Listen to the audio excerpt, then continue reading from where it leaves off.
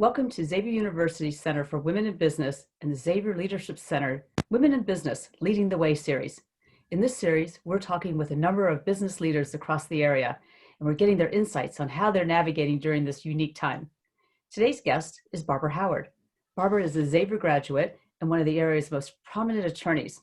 She has her own firm, Barbara J. Howard Company, LPA. Barbara was the first woman to serve as the chairman of the board for Xavier University. Welcome, Barbara. How are you today? I'm well, thank you. How are you, Chrissy? I'm doing great. I think today's we're gonna get some sun. It's been raining so many days. We're finally gonna have. Wouldn't that be nice?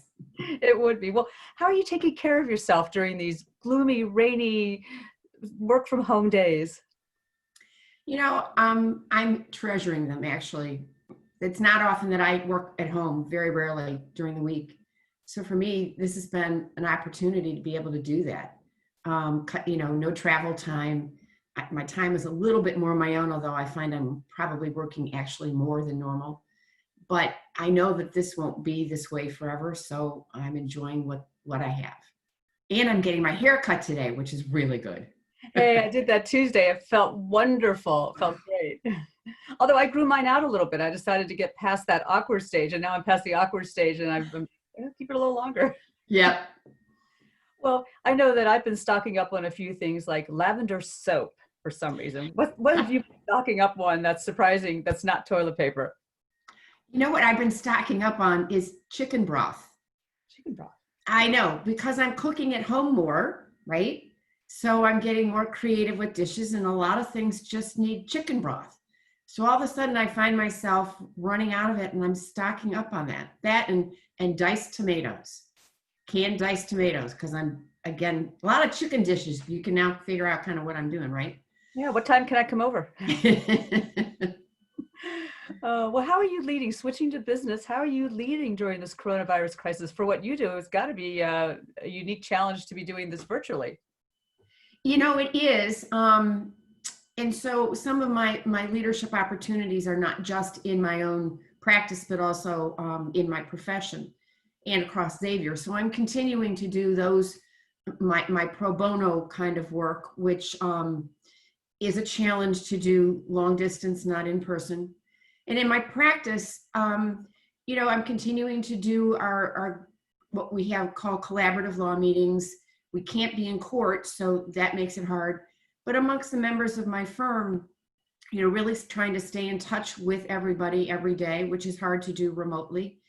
And being there when they have questions, making sure that I'm watching my email or phone for whatever comments or reaching out there may be from them, even if it's a small thing, which is kind of a little personal thing that one of them maybe puts in an email, almost as an afterthought, to make sure that I respond and follow up with it, just so that they know that I'm hearing them and that I'm in tune to what's going on in their lives, which is really hard to do when you don't see them every day.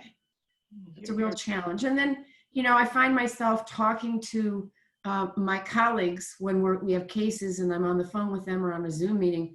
I find that we are talking more to each other just on a personal level, which I think is actually a really wonderful thing.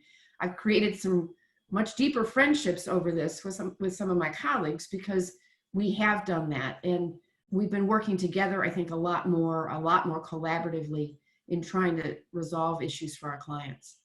Well, you talked a lot about your people skills that you're using right now. What would you say would be the most important soft skill that you're using during this time? I think right now, in addition to really listening, trying to listen more to people, and because I'm not seeing so much of their body language, and it's that nonverbal communication that I'm missing a lot. So to really try to be cognizant of that fact that I'm not being able to be in tune to those things. So that's part of it. But the other thing, Chrissy, I would say is it's creativity and resourcefulness. Realizing that, okay, you've got to figure out how to do things a little bit differently. So does everybody else. And to just be accommodating to people, understand what their concerns are, and really try to address them when you're trying to deal with their issues. It sounds like sage advice. On the flip side, on the business acumen skill side, what business acumen skill are you using the most right now? Well, I'm certainly learning how to use Zoom a whole lot better. I had not heard of Zoom 6 months ago, and now there are days I'm on Zoom all day long, and so learning how to do that and there are, again, pluses and minuses. I think Zoom is going to be around for a long time for a good thing.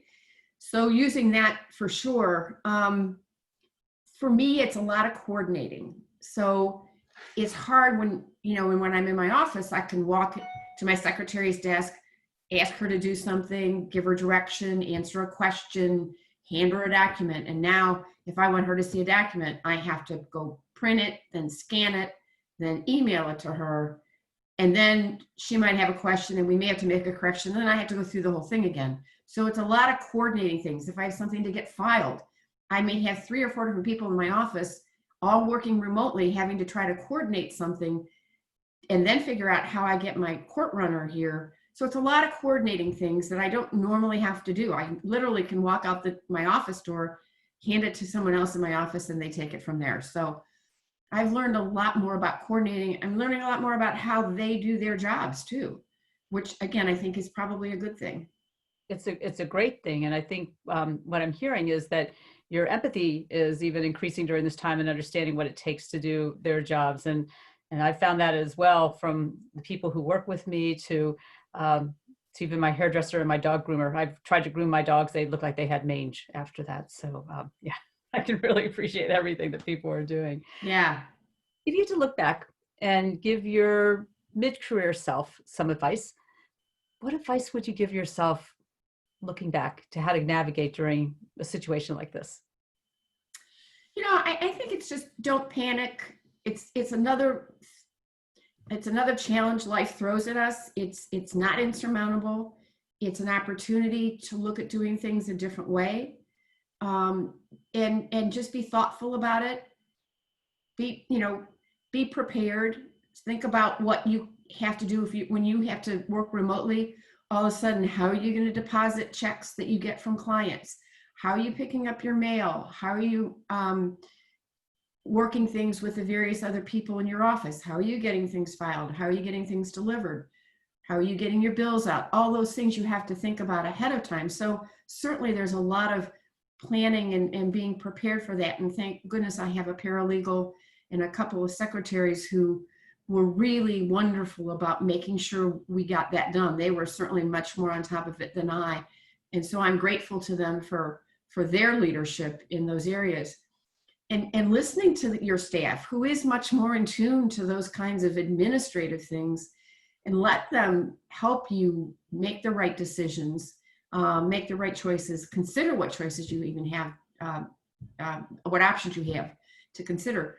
So I think I would tell myself to be sure you listen to others, plan well, and then don't panic. It's another challenge, and here we are. We're making our way through it. We've found new ways of doing things, and in some ways they're better. You mentioned the new ways of doing things, and in some ways are going to be better. Law is, all of us interact with the law at some point, and certainly family law issues have not gone away during this pandemic. Many, I've read that they've intensified. How will your business be different post-pandemic? Well, I think we're going to be very busy, unfortunately, I guess. I had a new client I met with yesterday. She did not want to do a Zoom meeting, but we did it virtually. I did a mediation on Wednesday, and our mediator attended by video. My client and my expert and I were in our office. First time I've had a client in the office since early March. We all wore our face masks and we socially distanced at the big conference room table, but it worked. And we were there for a full day. And we did 7 hours of a mediation. And I wouldn't be surprised that we'll do more of that. We've done a lot of group meetings and collaborative. We meet kind of as a team. So it's the attorneys and their clients and basically a facilitator. And we've had a couple of those cases and we've been doing them by Zoom. So in some respects, for me, Zoom is good because I can look at everybody's face at the same time. When you're sitting around a table, you're looking in one direction, but you're not seeing the people in the other direction, right? So it makes it so you get the full body language from someone, but you don't get all the facial expressions at the same time. On Zoom, you get the facial expressions. The other thing we've been doing on these meetings is people will mute their voice, but then hold up their hand when they want to talk. And the facilitator will literally call on us kind of like in school. But what it does is it keeps people from cutting the other off, so we're all listening more. And nobody has to worry about getting interrupted. And so I have found that it's actually much more orderly and considered in terms of the dialogue. So you never know. I mean, it's interesting what we're learning. I think the Chinese word for crisis is part of it. Half of it is opportunity as well. So that's a good thing. Hope in the future. What's giving you hope right now? You know, I think that it's amazing how we've all risen to the challenge. And people, I think, are being much more considerate for the most part. Every once in a while, you see someone who's not being considerate, but that's very, very, very few and far between. I do think that we're being more attentive to other people's situations and needs. Some people are absolutely paralyzed by this, and other people tend to be even more on the reckless side. And then there's that happy medium, right? But it's being more aware of people. So I have hope that people are really listening and that they understand this isn't going to go away tomorrow. It's going to be here for a long time. And until we have a vaccine, we need to all be very, very, very careful. And that's going to be a long way off. So I think we have to settle into a new way of doing things for a while. And that's okay. You know, we do what we need to do and we'll get through it. Well, Darwin said, most people think he said survival of the fittest, but he actually said survival of the most adaptable. So that plays exactly what you said with that. Barbara, thank you so much. Is there anything else that you want to share with everybody who's watching today? You know, summer is here. Let's all enjoy it for what it is. Yes, we'll have to do it a bit differently, but winter's behind us. So let's enjoy the time we have. Get out in that garden where you can social distance to your heart's content. You know, take the walk, enjoy the weather, and, you know, just be mindful of the person next to you, who's hopefully not too next to you, right? I'm going to check the box on all of those things that you said. I think gardening, walking, all of those things are going to come into play this weekend. So I hope so. Well, thank you so much for being with us today. And I really appreciate all your insights. Thank you, Chrissy. Take care. Have a great weekend.